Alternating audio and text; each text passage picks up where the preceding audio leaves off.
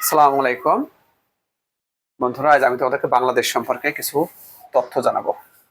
দেখো, এটা বাংলাদেশ, আমরা জানি আমাদের মাতৃভূমি, তাই না? তো বাংলাদেশের সাংবিধানিক নাম কি? সাংবিধানিক নাম হচ্ছে গণপ্রজাতন্ত্রী বাংলাদেশ। দেখো, গণপ্রজাতন্ত্রী বাংলাদেশ, এটা হলো বাংলাদেশের সাংবিধানিক নাম।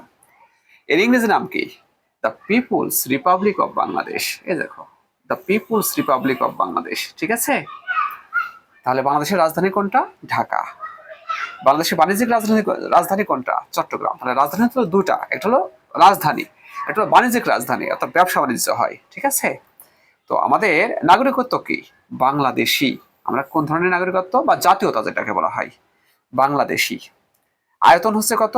1,47,570 বর্গ কিমি, অথবা 56,977 বর্গ মাইল। হয় আমরা বলবো 1,47,570 বর্গ কিমি, অথবা 56,977 বর্গ মাইল। মোট সীমানা কত? তাহলে বাংলাদেশের মোট সীমানা হচ্ছে 51, দেখো, 5,138 কিলোমিটার। কত? 5,138 কিলোমিটার। এর ভিতরে স্থল সীমানা আছে। স্থল সীমানা কত? 4,427 কিমি।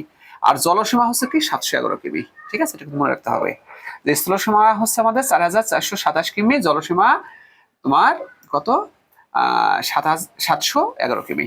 এখন দেখো, সীমান্তবর্তী দেশ কয়টি? সীমান্তবর্তী দেশ দুটি, মায়ানমার আর ভারত। অর্থাৎ ভারত আর মায়ানমার, এই দুটা দেশ আমাদের সীমান্তবর্তী।